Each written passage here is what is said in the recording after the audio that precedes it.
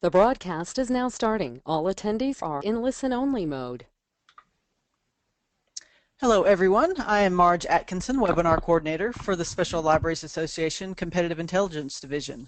Welcome to our webinar, The Essential Dozen Analysis Methods Information Pros Need to Know to Support Their Organization's CI Efforts, with Dr. Craig S. Fleischer.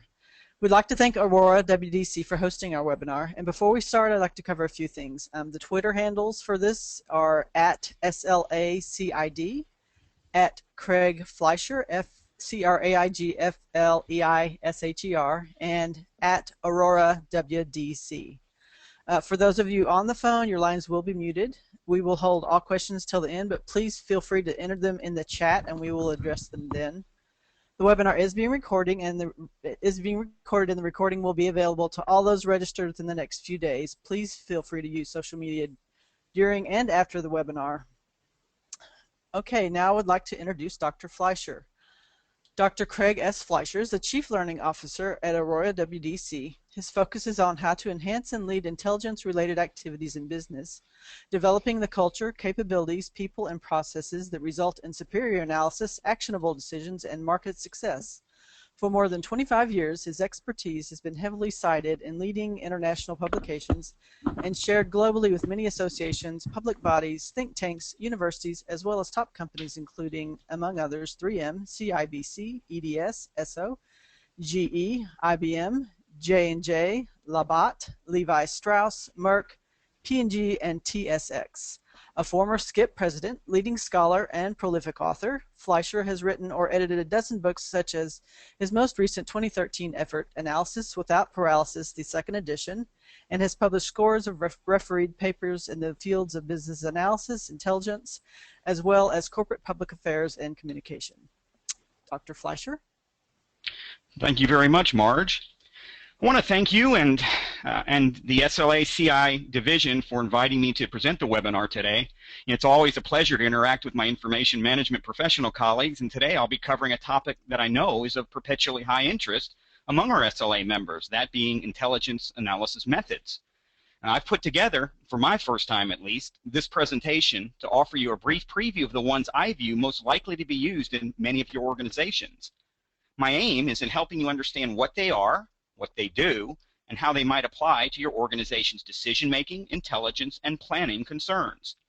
I realize that some of these will be second nature to some of our participants today, while other methods I present may actually be quite newer to others. So whether you are a veteran who wants to see these applied to some well-known organizations in the form of many cases I'll be referring to, or whether you are interested in identifying the methods that you need to know in supporting your organization's efforts applying these techniques, I hope there will be something of value to you in this presentation. With that being said, let's present the agenda of techniques we'll be covering in the next 45 minutes or so before we go to Q&A.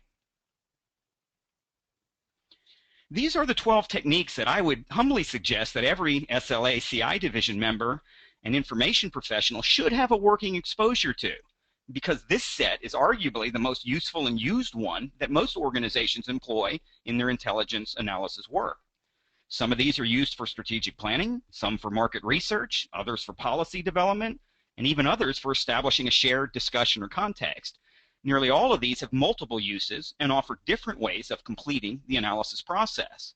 Nevertheless, none of these can generate good insights in the absence of the appropriate data and information inputs. And that is where the special librarian becomes so valuable and, frankly, in my view, indispensable to the analysis process. So we ready to get into the first of these? We're going to start with just a quick background on competitive analysis, which is something that many CI and information professionals and strategic planning practitioners do in support of their organization's decision-making initiatives. Much discussion goes on around this field since it is part of the larger CI process that most practitioners recognize can deliver high value to internal clients. Yet analysis is probably the part of it that they struggle the most with. Few universities specifically teach intelligence analysis, and quality courses, mentoring, and training are rarely available outside of some public sector intelligence agencies. As such, many analysts must learn the field by relying heavily on their own self-learning and development, and like many other fields, including your own, practice and experience can make a substantial difference in terms of developing effective competencies in this area. So here we go. We're going to start with the first of the 12 techniques, which is the BCG Portfolio Planning Analysis Matrix. Everybody listening to this webinar likely has some experience with at least one Apple product, whether it's their hot-selling iPhone, iPad, iTunes, or iPod. Or maybe you're a regular user of an iTunes account through which you purchase a variety of software programs and apps. Apple's been one of the market's most visible success stories for the past several years, rising like a phoenix from near death at the start of the 2000s to unprecedented market valuations just a decade later. What might surprise some of you, though, is that Apple isn't a complete success. Some of its products have not performed or are not currently performing as hoped. One of its major products that has been on the market in a highly visible category for decades, has always been appreciated by aficionados, generates a good profit margin per unit, but has never been able to achieve significant market share. Anybody care to guess what that might be? Okay, it's their desktop computing products, or iMacs. Others came and went in just a matter of a few years. Several of their products were way too far ahead of their time. And I don't know how many of you on the call remember the Apple Newton, which was released back in the early 90s. The first of the handheld smartphones in reality. Didn't last very long, though, while others did not enjoy the complementary of market offerings, a rich ecosystem to sustain their success. Even today, Apple is highly reliant on its smartphone offering to provide strategic ballast and financial resources to its other product initiatives. Which products are in trouble today? Which will be the stars of the future? Which established businesses can support the ones needing faster investment? Well, analysis using the BCG matrix helps us answer just those kinds of questions. Here we see a first-pass application of the BCG matrix to several of Apple's product lines and SBUs. As you see, I have indicated businesses that fall within each of the 4 different cells within the BCG matrix. Obviously, Apple would love to have lots, if not all, of its products in the cash cow and star categories. But like most diversified corporations, it has a number of products or businesses that are struggling, failing, or, as yet, unproven. So first, let's start with the key reasons you might want to employ this method. Most analysis projects begin with a client asking one of us to provide insight against a key intelligence topic or question. In intelligence parlance, we abbreviate these things by their acronyms of KITs, or key intelligence topics, or KIQs, which are key intelligence questions. Those items should get you thinking immediately about what analytical methods can best deliver the insights that the client needs. And once you know what methods are appropriate, it will provide you the means for determining what data and information you will need to populate the method. And this, again, is where the librarian and information professional becomes so indispensable to the process. As such, choosing the method to align best with your kits and kicks also provides the path forward for your data acquisition and collection activities. For the BCG analysis, the questions needing answers revolve around determining which businesses in your corporate portfolio offer the most opportunity and those which offer less. It is why this method tends to be used mostly for context and discussion in advance of annual planning exercises. So let's look at the second method, which is competitor analysis featuring the 4 corners, and I'm going to apply it here to Costco. For those of you that are unfamiliar with Costco, and I know we've got a number of people on the webinar today that are outside of the U.S. and outside of North America where they may not have come into contact with it, it's a large membership-based warehouse wholesaler that was founded in Kirkland, Washington back in 1983, and is now headquartered in Issaquah, Washington, and we may actually have some listeners on from that area. As of the end of 2012, it was the 5th largest retailer in the United States and is the sales volume leader in its wholesale club segment. It has been expanding internationally in recent years and now has clubs open up in Australia, Canada, Japan, Mexico, South Korea, and even Taiwan, among other nations. Costco sells a high volume of products at low prices.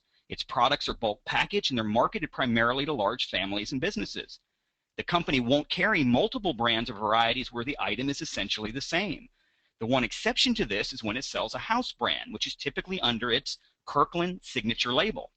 Its business model using these practices generates impressive turnover, and it allows the clubs to reduce their prices and marketing costs well below its rivals, while still generating value for its owners through high sales volume. So, what is Costco likely to do in the future? How will it compete and try to keep winning and stay ahead of everybody else? Well, competitor analysis featuring the 4 corners will help us gain insights to those kinds of questions. It is critical to understand why we should perform competitive analysis featuring the four corners. Contrary to some common wisdom, operating a value-generating business isn't really a blood sport, and it's not about killing the competition or winning at all costs. Successful competitors do tend to meet on a more common ground, sometimes collaborating one day and going against each other for a customer the next.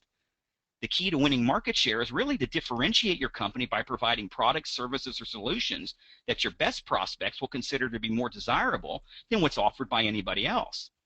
So effective competitor analysis is vital to your business's success because it reduces risk, time, required resources, and expenses. Established businesses need to periodically reevaluate their direction in relation to their competition, and ones in fast-moving and highly fragmented markets may need to perform it in closer to real time. Last but not least, competitor analysis like the one I'm showing here can serve as your measuring stick. Using a sports analogy, as a boxer, you may look impressive when you're punching a bag, but it can't hit you back, and you know precisely what will happen when you punch it. But you need to enter the ring against an opponent to truly see what you're made of.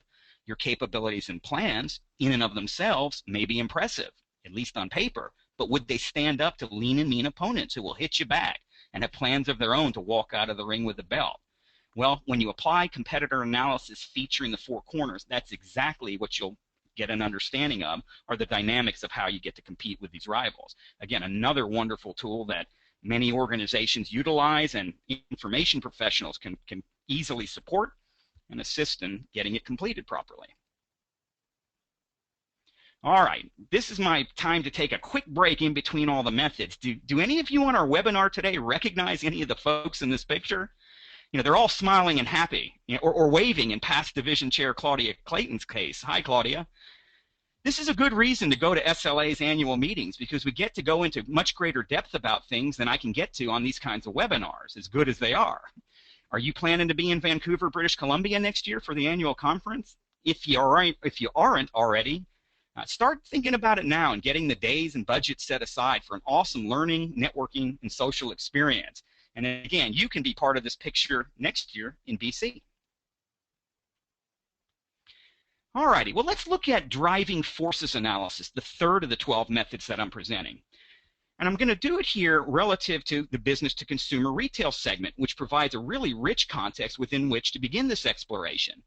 This fast-growing segment has risen from a blip on the radar only a dozen years ago to one of the more prominent and important segments of global economic activity. Nearly all of us are familiar with prominent market makers such as China's 360buy.com, Amazon, and eBay. This horizontally situated industry has caused havoc in some traditional verticals such as book and music sales, auto retailing, real estate, and air travel. What we basically try to understand is what driving forces will be most influential in moving B2C retailers in a variety of directions over the coming years. For those of you who were with us in San Diego last year at the annual meeting, you'll know that this is one of the ones that I got to present during a workshop that we did during one of the conference days. Another prominent analytical goal for using driving forces analysis is to determine whether the driving forces, taken all together, are acting to make the industry environment more or less attractive. Are the driving forces causing demand for the industry's products to increase or decrease? Are the driving forces acting to make competition more or less intense? Will those driving forces lead to higher or lower industry profitability, both in the present as well as in the future? This is where the tie-in of driving forces analysis to complementary models, some of which I'll be presenting here shortly, like industry analysis, becomes so evident.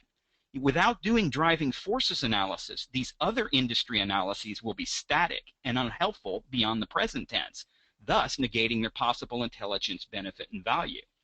This is one of my favorite tools to use in advance of doing any type of industry analysis like Porter's 5 forces, and it's one that I would highly encourage you to be familiar with. All right, are we ready to look at industry analysis, the one that I was just referring to as I was talking about the driving forces? Most of us on the webinar today are familiar with the quick service restaurant or QSR industry. In the US alone, it includes more than 200,000 restaurant locations with combined annual revenues of around about $190 billion. Major companies in it include Burger King, Chick-fil-A, McDonald's, Wendy's, and Yum Brands. The global industry is both competitive and highly fragmented. The 50 largest companies account for about 20% of the market. Products include simple average quality food, which is typically packaged to go for consumption off premise. I'm guessing a few of you on the webinar today probably actually helped yourselves to lunch from, or maybe dinner or breakfast from one of these companies even today. The companies usually specialize in certain types of cuisine or entree items. Demand is driven by demographics, consumer taste, and personal income.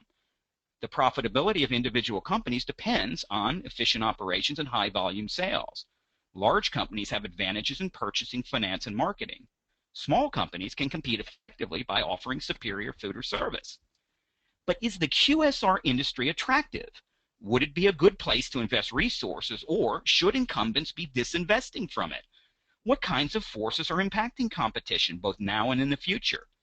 Can companies be profitable in this industry? And if so, what kinds of strategies can help increase the odds of generating acceptable margins? It's those kinds of questions that you can examine using industry analysis featuring the 5 forces methodology. Industry analysis featuring the 5 forces was actually popularized back in 79, my apologies, by Harvard Business School professor Michael Porter in his classic book, Competitive Strategy. The 5 forces influence and shape profit potential, and they're employed to analyze the competitive structure of industries. In addition to focusing on a company's direct competitors, it looks at multiple aspects of the industry's competitive structure and economic environment, including the bargaining power of buyers, suppliers, the threat of new entrants, and the threat of substitute products. The analyst examines the interaction of these factors in determining the degree to which they impact industry competition. If those collective forces are strong, they increase competition. If they're weak, they decrease it. And the 5 forces, as I'm describing, can be utilized by most any business and applied to virtually any industry. An industry's competitive environment influences the financial performances of businesses within that industry. The 5 forces suggest whether an industry is either attractive or unattractive from the perspective of a company already competing in that industry. An unattractive industry is one which does not offer potential for profitability.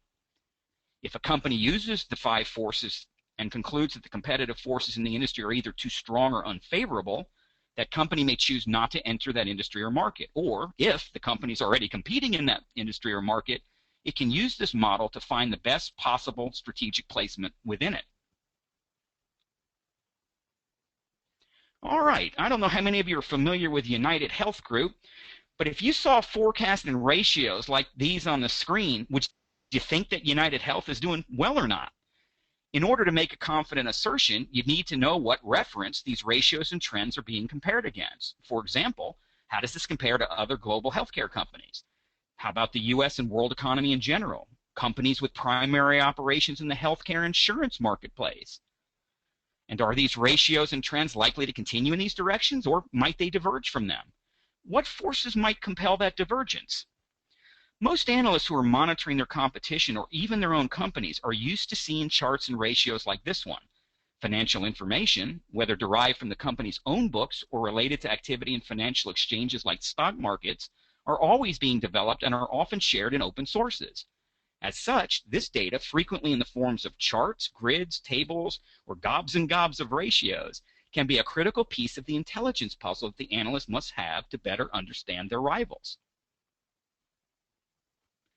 A company's published financial reports and accounts will contain a bewildering array of figures, and I can tell you from having sat with enough special librarians and frankly many others over my time of teaching in lots and lots of universities that people start seeing these numbers and their eyes often glaze over. So how do you know, as an analyst or as an information professional, how do you know if your company or competitors are operating in an effective or efficient manner? Well, one of the best ways of determining this is through the use of financial ratio and statement analysis, what I abbreviate as FR and SA. Financial ratio and statement analysis provides the manager with quantitative understanding of the firm's competitive performance. It's an excellent tool for providing critical insight about a company's financial condition as well as their future competitive prospects. Ratios allow the analyst to assess current performance, to examine business trends, evaluate business strategies, as well as to monitor progress. This is one of those tools that I highly encourage everyone in the audience to become familiar with and at least get a working knowledge of. Nobody says you have to know as much as the accountants in your companies, but you need to be able to work with your analysts and your business unit directors and managers to at least have a good enough understanding that you're able to support their information and data acquisition needs relative to doing this well. All right, well, we're halfway done with method number 6 here, and we're right on time. To introduce you to issue analysis and set the context for our discussion, let's look briefly at Facebook Inc. I'm guessing some of you are familiar with this little company. The company began selling stock to the public and trading on the NASDAQ, a little more than a year ago in May of 2012. Based on its 2012 income of over $5 billion, Facebook joined the Fortune 500 list for the first time. Actually, it was placed at position 462 on the list that was just published 2 months ago. Along with its spectacular growth, Facebook has attracted the interest and sometimes the ire of a variety of public stakeholder groups, ranging from competitors to regulators, privacy advocates, to politicians who are intent on making an example of it. As such, issue analysis can be a highly useful tool for executives who are intent on effectively addressing these stakeholder challenges. All companies will face some issues, though some face them more vigorously and regularly than others. Issues aren't always manageable because many emanate and gather momentum from a very chaotic external environment. Having said that, the theory behind issue analysis suggests that a company can and should manage its response to these emerging issues. Preferably the earlier, the better. As such, issue analysis plays a critical role in the effectiveness of potential responses to these external challenges. The main competitive analytical purpose of doing issue analysis is to gain insights into the companies and rivals' stakeholder relationships in institutional arenas that may offer either threats or opportunities for your company's strategy.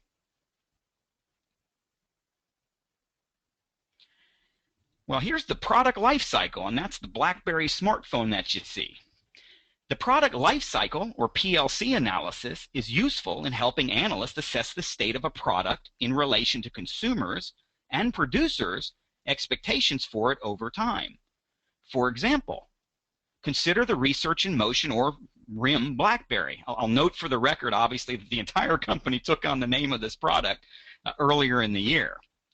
When it was first introduced into the market, the phone was received with much anticipation by consumers, and it was hailed as the most innovative smartphone yet.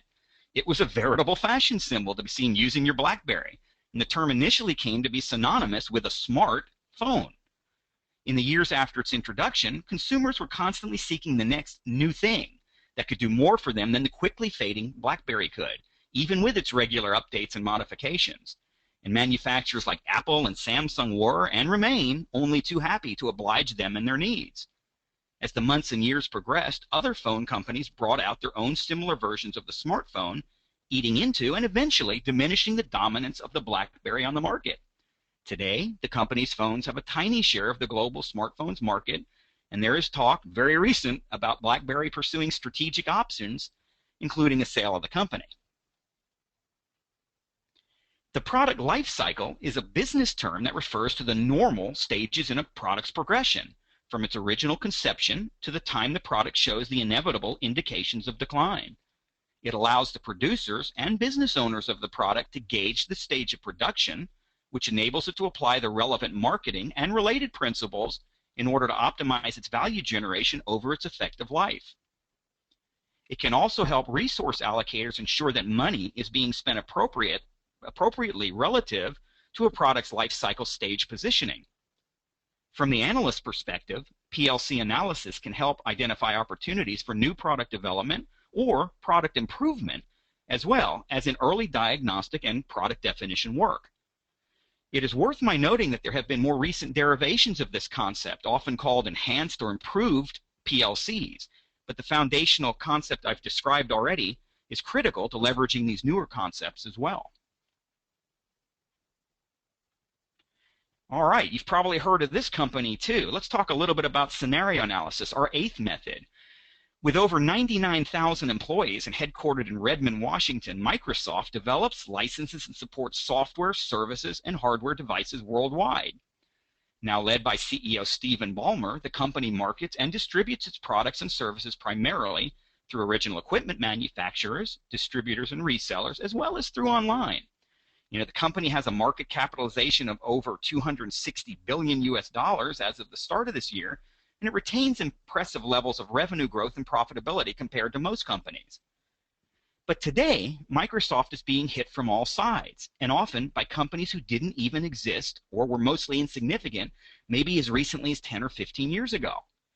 Microsoft's always been a leader in the computer products and services industry. But can it retain its impressive role over the next couple of decades? This is something that scenario analysis can really help the analysts gain insight about.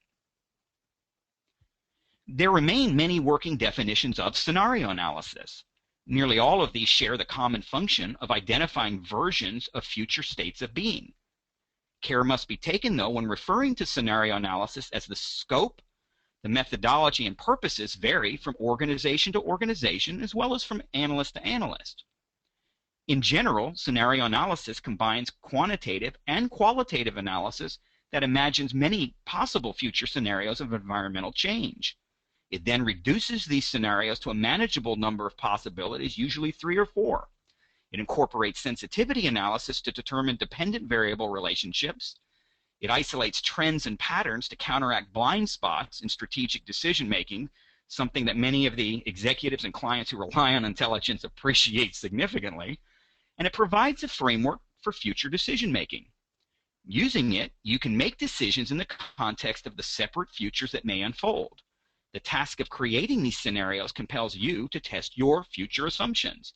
And by shaping your plans and decisions based on more probable scenarios, you can increase the likelihood that your decisions, plans, and strategies will be sound under various circumstances. You can tell pretty quickly why this becomes a very critical methodological tool for analysts and organizations to employ. And I hope it's one that you and your organization will consider using at some point in the near future. All right, let's talk about method number 9. This one's steep analysis. And I'll apply it to Walt Disney World in Orlando, Florida, USA. One of my favorite places to visit with my family. Actually, it's not too far from my home. It's also very popular with many families, and I'm guessing a few of the folks on the webinar today have probably visited for days or weeks at a time. Having said that, it's been around for many decades and always needs to change with the times in order to retain that cool factor that makes it attractive to visiting families. Macro-environmental or steep factors, issues, and trends are ever important to the company. And the ones I've listed on this slide are all impacting the company's strategy and ability to match up its products and services with what the public desires. If Walt Disney World goes out of alignment with any of its strategies and actions vis-a-vis one of these steep items, then it runs the risk of missing out on opportunities or running into stakeholder headwinds that it would definitely prefer to avoid. Factors emanating from the external environment, such as downturns in the global economy or systemic unrest in geographic regions, like we're seeing today, can have a significant impact on a company's strategic options. To obtain a better glance of how these factors will affect the planning processes, analysts can utilize the STEEP analysis method. STEEP is an acronym for social, technological, economic, environment, and political. I'll just note for the record, it's also called by a slew of other acronyms using similar subject area foci like pest, steeples, spectacles, and so on. The STEEP structure is used for scanning developments in the external or contextual macro environment. And this, again, is a place where you can see how the information professional becomes so critical to being able to complete this analysis well. It is used to gain insights into past, current, or future developments of the external environment that encompasses your industry, markets, and organization. The STEEP factors that are most important to your organization depend on your goal or field of interest. For example, a business-to-consumer company will most likely focus more on the social factors, while large nonprofit organizations could be more affected by political factors. The most critical factors are those that are most likely to change and affect your business activities directly and prominently over time. All right, we're going to SWOT McDonald's here, if that's all right with you. SWOT is our 10th method that we'll talk about, and this is a SWOT analysis that was done recently by a top group of MBA students on McDonald's restaurants. Many companies, I'm guessing most of the folks on the webinar today probably have seen a SWOT or two around their own organizations. Many companies do this on their key competitors. Combined with the information from the company's SWOT analysis of itself, a management team begins to get a picture of how the company should position itself against competitors. The company wants to attack competitors' weaknesses with its own strengths. It is much like game planning that occurs in most sports. You try to locate where your opposition or rival is vulnerable. Conversely, it does not want to meet a competitor's strengths head-on if your competitor has an overwhelming advantage. SWOT analysis shows a company that even its most powerful competitors have weaknesses that can be exploited, and therefore it can help generate options for executives to consider moving forward. SWOT, the acronym, stands for Strengths, Weaknesses, Opportunities, and Threats. And it's a common technique for analyzing and exploring a company's situation, which is why it's usually referred to as situation analysis. SWOT is a process where the management team has to identify the fit between internal and external factors that will affect the company's future performance. The company's strengths and weaknesses are the internal factors, while the opportunities and threats deal with factors external to the company. SWOT analysis is typically done as part of the overall planning process, in which goals are set for the upcoming year and strategies are created to accomplish these goals. It guides executives in developing an overall marketplace context for the company.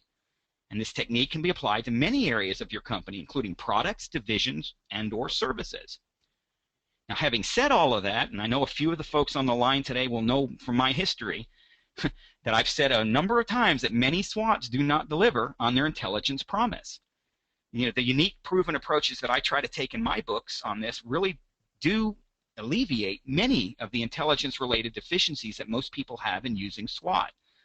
And the reality is what you're trying to do is to drive the use of it in a systematic, actionable manner. That's why for those of you who have read some of my books, you'll know that I refer to it as actionable SWOT, and it goes a few steps beyond what's typically presented in most textbook approaches to this particular method. All right, we're down to our last two. This is the value chain. I just want to talk about it relative to a company again. Some of you in the United States in particular, maybe in Canada as well, are familiar with, and that's Lowe's. It follows a variety of strategies to keep prices low. Its primary activities and costs include inbound logistics, operations, outbound logistics, marketing, sales, and service. Lowe's cost of sales are generally a fraction over $30 billion. Operating costs include liabilities of over $200 million. Marketing and sales costs are estimated to be above $800 million. When all primary costs are considered, Lowe's generally expects a gross margin of around $17 billion. Selling, general, and administrative costs is categorized under secondary costs in the value chain that I'm about to show you, total nearly $12 billion each year. Product R&D and HR are also costs included in secondary costs, as well as information management and acquisition costs as shown in the value chain. The questions we have to consider in light of the changing pricing strategy that Lowe's has just recently re-employed is whether it can continue to generate greater margins from its activities and maximize the use of its resources. Value chain analysis can help us determine that with almost pinpoint accuracy. The objective of value chain analysis is to analyze competitive advantage by disintegrating an organization into discrete activities or processes and examine how each of those activities individually as well as collectively contributes to the organization's relative cost position or I should note, the customer's comparative willingness to pay. From an analyst viewpoint, value chain analysis can provide intelligence into why the firm does or does not have added value, i.e. it's making margins or not. It can help the firm identify opportunities to improve added value or to change or get rid of those activities which are eroding that value. And it can also help them determine intelligence how added value can change over time. This again is one of my very favorite methods and one that I find really answers a question that some of us get asked in the intelligence business, which is how can intelligence actually change either the bottom or top lines of our business? Value chain analysis goes right to that question directly, and you can provide a measurable and very demonstrable empirical answer to those kinds of questions that sometimes we get from our bosses. Okay, we're on our very last method of the 12. This one is win-loss analysis. The case that I've got on the slide here had a CI staff working closely with its company's leaders and business development team members to determine the scope of their win-loss analyses, customize their approach, do the analysis and communication, and develop training and coaching interventions for the company's pursuit teams. As you can see in the case on the slide here, like many companies, when asked why sales were being reduced, everyone said, well, we're priced too high. And we hear that a lot. But sometimes that's true. In many cases, it's only a partial factor that might describe why sales are being lost. So in this particular case, the chief marketing officer also decided to launch win-loss debriefs firm-wide for all significant proposal opportunities. Findings of the win-loss analysis were tailored into a best practices guide for this particular company. As a result of this initiative, firm leaders were able to develop a more complete understanding of why their win rates had declined and what needed to be done to reverse the trend. Ultimately, the insight gained through win-loss analysis was broadly disseminated throughout the company through firm leadership meetings, coaching and training workshops, as well as the production of some best practice client case studies, which I can tell you the information professionals in that company were intimately involved in generating. This initiative was credited with helping the firm re-hone their competitive edge and reestablish their dominant marketplace standing. It also brought credit, lots of the measurable type that CI staff always clamor for, to their team, and it was seen as clearly contributing to the company's top-line success by way of this particular effort. So win-loss analysis is a forensic market research technique that helps managers and executives deconstruct how their companies market and sell their products and services from the prospect's viewpoint. The process most commonly utilized will typically entail conducting extensive telephone interviews with new clients or lost prospects. The objective of win-loss analysis is to glean as much useful and actionable intelligence as you can, to make sense of it quickly and reliably, and to utilize that information to facilitate continuous improvement across your organization. If you are selling to customers, or maybe even more prominently, not selling to them all of a sudden, then this method can be the best single lever analytically in using intelligence to change your fortunes. Well, that brings us to the end of our webinar discussion about these 12 essential methods. My Aurora colleagues and I deliver practical instruction about intelligence methods like you've been hearing about in this particular webinar on a regular basis through our Intel Collab, thus not only enlarging and enhancing your methods portfolio, but also sharpening the skills you have and applying them to your own context and intelligence questions.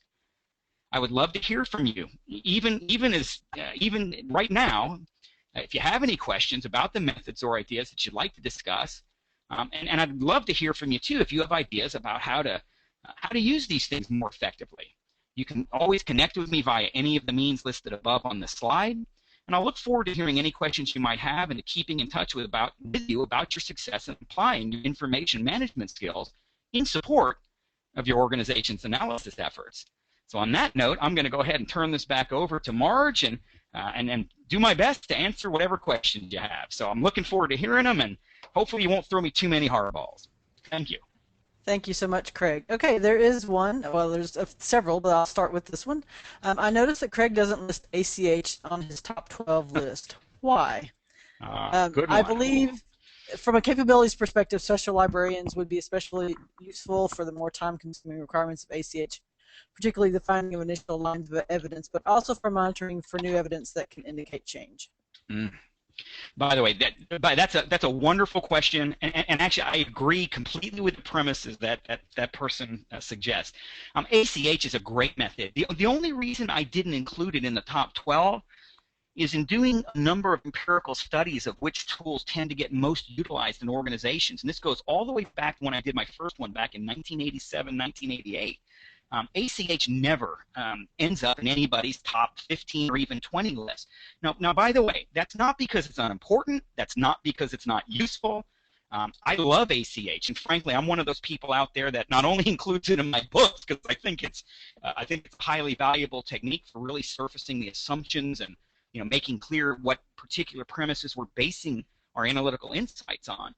But the reality is very, very few companies particularly in private sector exchange. I'll note that many public sector organizations do apply it, but at least on the private sector side of it, it's rarely used. And one of the key reasons why I hear it's rarely used, well, there's two key reasons. Actually, the first one is that most people are not familiar with it, so I'll just start with that one. But the second reason, even for those that are familiar with it, it takes a fair amount of time to actually employ.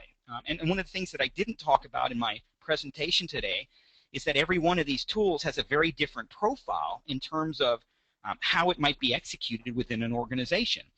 ACH requires an awful lot of interaction by the analyst along with those information collectors and data acquirers in order to be able to do it properly. It does take time, and many executives don't value it enough, i.e. they just kind of want to know what the insights are. They don't really want to know how trustworthy or reliable. I mean, they're going to assume and hope that you've done trustworthy, reliable, frankly, assumption surfacing kinds of analysis.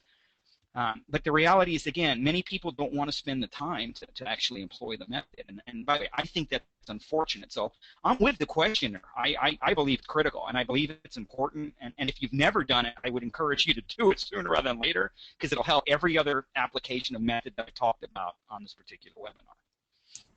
Okay, thank you. If you could choose 3 of the techniques to focus on, what would be the top 3? That's a good one. Oh, I hadn't thought about it that way.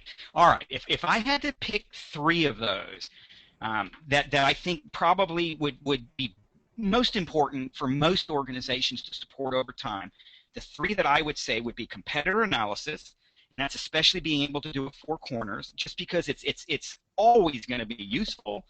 There's always going to be rivals and competitors out there that we need to better understand, and frankly, we need to develop better intelligence about. The second one would be financial statements and ratio analysis. And the reason that I say that is the lingua of most executives in most companies, especially on the private sector side of the equation. And it's important, obviously not only for analysts to know this, but for information specialists to know this, because you guys have access to sources of this information and frankly, aggregations and ratio analyses, other analysts reviews of financial performance that allows you the ability to help folks generate far better insights relative to the language and currency of exchange that underlies performance in most private sector marketplaces. And the third one I would say would be scenario analysis. And the reason that I put that one in there, even though I know it does not show up in the top 5 or 6 of most of these annual reviews that are done of methods, scenario analysis for me is one of the easiest ways of helping your company look ahead. It's one of the best and most powerful ways of getting people to think about the future and connecting that future to what's going on today. I find many companies don't do a good job of developing early warning. They're far more focused on the next quarter or maybe the next year's results. And scenario analysis in particular really helps to extend and stretch out that thinking and mindset. So for me, those are the 3 that if I had any 3 to pick that I thought were most important, it would be those 3 of the 12. Okay, and to follow up on the first question, if we could briefly describe what ACH stands for. That's alternative competing hypotheses. It is a method of understanding the assumptions that underlie the different kinds of propositions or hypotheses that we're testing as we do our analysis. It comes under another name, and that's competing hypotheses analysis, which some people might have heard it referred to as. But again, real simply, it's a series of methods that helps us to really surface commonalities and differences underlying assumptions that sit below the different hypotheses that we raise and test within our analysis process. Okay, thank you. You're and what welcome. is the best way to practice the different techniques? Oh, I love that question. Well, by the way, I'm going to go back and do an ACH on this, and I love what the questioner said. First of all, the only way to get good at these techniques, like most anything that you do, is to practice them. So the first thing I'll just note, I would encourage people to do that. And ways that you can do practice on these and what I've suggested, and we do some of these, by the way, when we have workshops or sessions at SLA annual conferences. And I know I've been doing this on and off with SLA groups really going back to the mid-1990s when I first got to do this at an SLA annual. It's to apply them to particular decisions, and preferably decisions that are already made. I don't recommend practicing these on upcoming decisions, and the reason being, again, if it's critical to your client or your internal decision maker that you be able to employ it with great proficiency, then obviously you're probably already well practiced with it. So what I like to do is I like to go back to recently made decisions and recently done analyses, relook at that particular set of data, and then attempt to employ some of these different tools to that particular data set. See if what comes out of it at the end of that is actually different or maybe in support of the actual insights that were generated.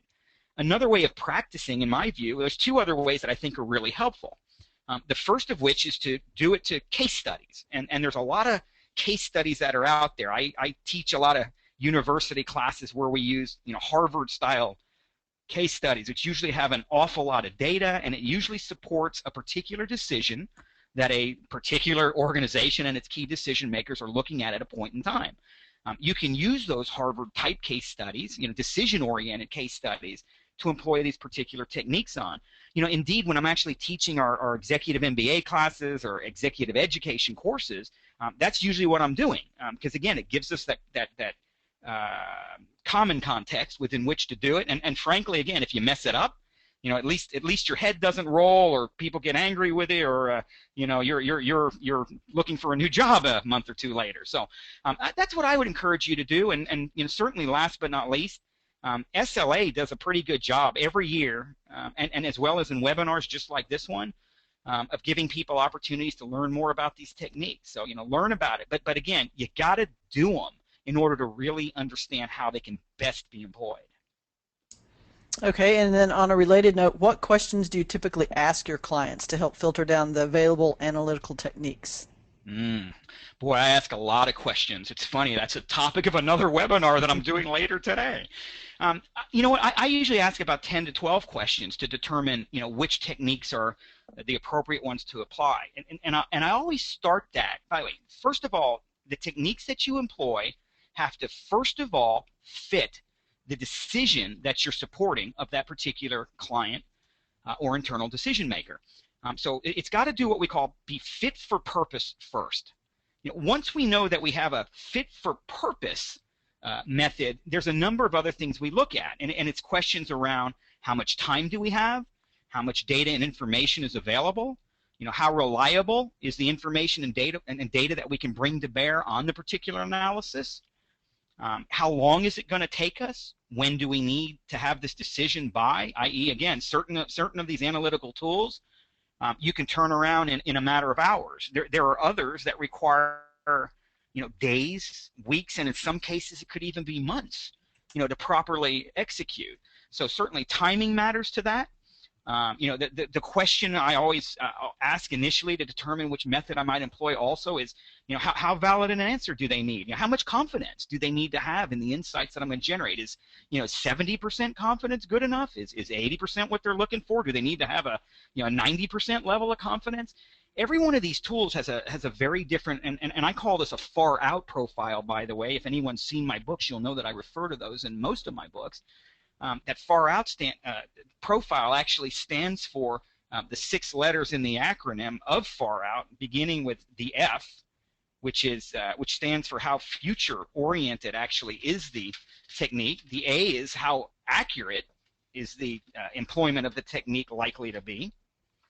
The R is the resources that are required in actually employing the technique.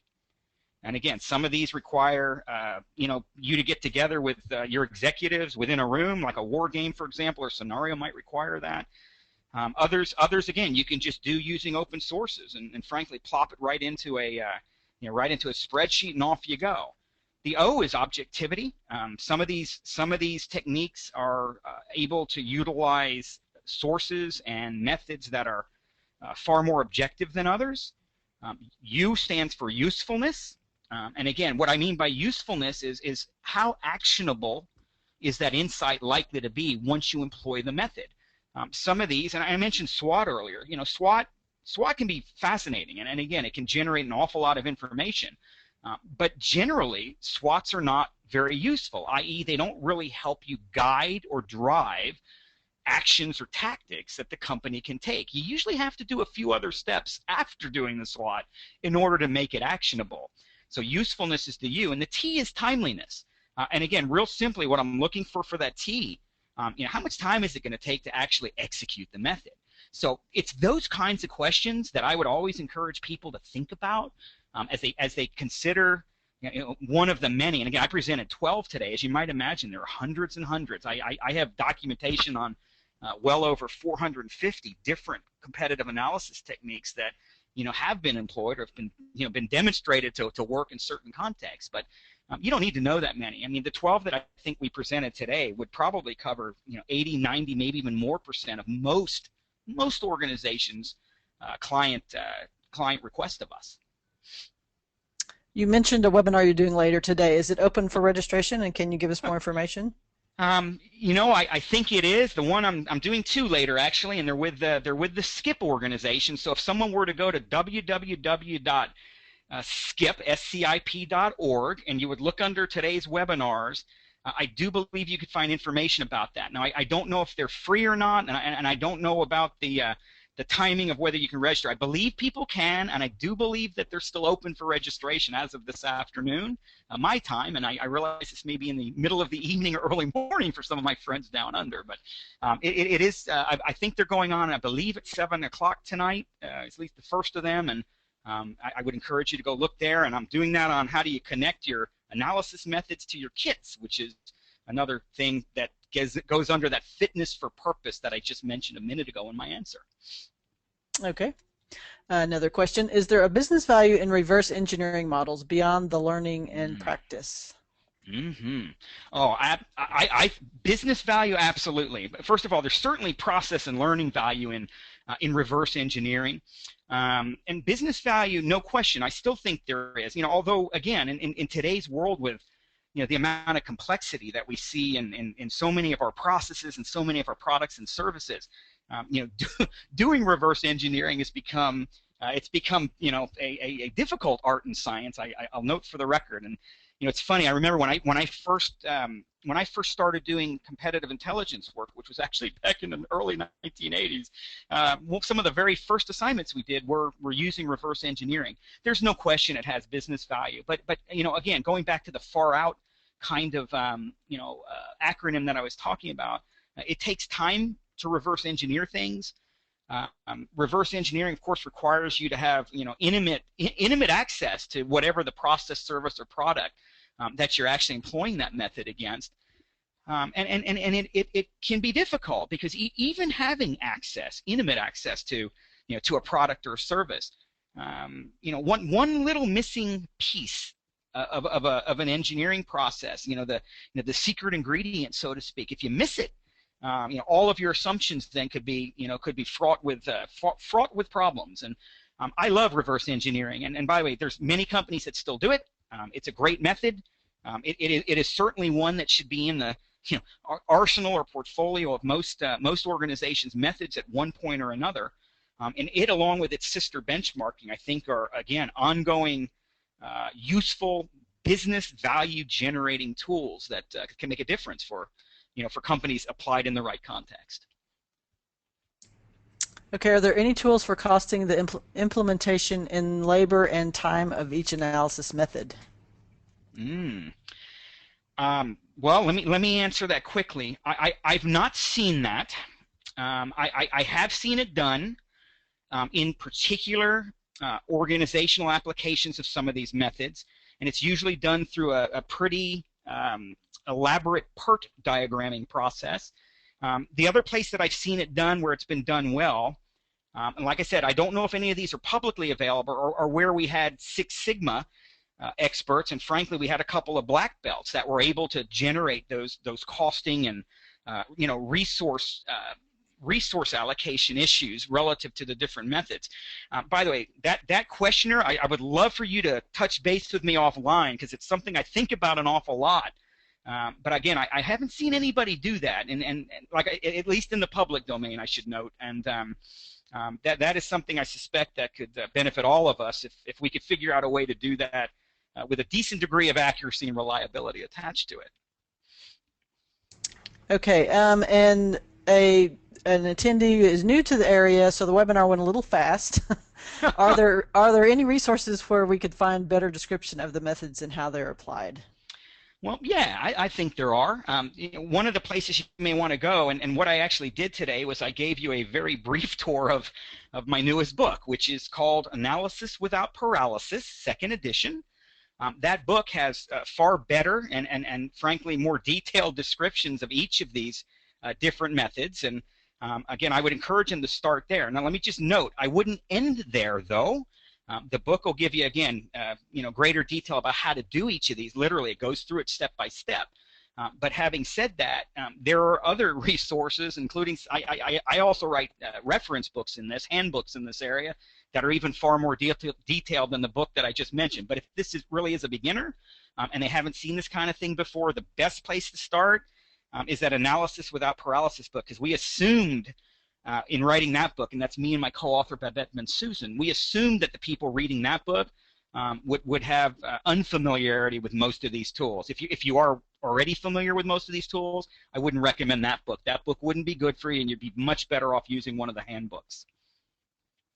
Okay, and then one last question. Beyond your book, any great recommendations for digital templates for these tools? You know what? There are some out there. There are a number of open source websites that have a fair number of the templates that you can download. Now, most of these are done for a minimal cost, nominal cost. It's usually anywhere from, I've seen them as low as 10 and probably as high as $49 per template. You can certainly go to those. And again, I don't want to suggest any in particular. They're not hard to find. And again, I know we've got information professionals in this audience, so you guys will find these probably long before most other people will. But there's no shortage of them out there. And again, I would encourage you to find the ones that work best for you. There's no single source out there that I think works across the board on all of these techniques. Like I said, there are some that are better than others, and there are certain resources that I think that you can get again out on the web that that'll meet 90% of the needs that you'll ultimately have. Last but not least, and I don't want this to sound like a sales call, but the reality is those kinds of things and those templates and making them available to people are what my company does through its Intel Collab. So again, we have those, and I'm not suggesting that you utilize ours. Again, I would start out there with the open sources and see what works and what doesn't, and make use of those free resources before you need to free or near free resources before you pursue some of the other alternatives. There are good ones out there. Okay, well, thank you very much, Craig, and this concludes the webinar. Thank you to Aurora WDC for sponsoring this webinar. We will be sending a recording out of it in the next few days as soon as it's available. Be sure to check our next webinar, 60 Apps Updated, September 17th with Scott Brown. Please note in the chat we had a link for the LinkedIn discussion to continue the conversation around this topic. And remember, once again, check your email for the recording, and thank you everyone for attending. Thank you.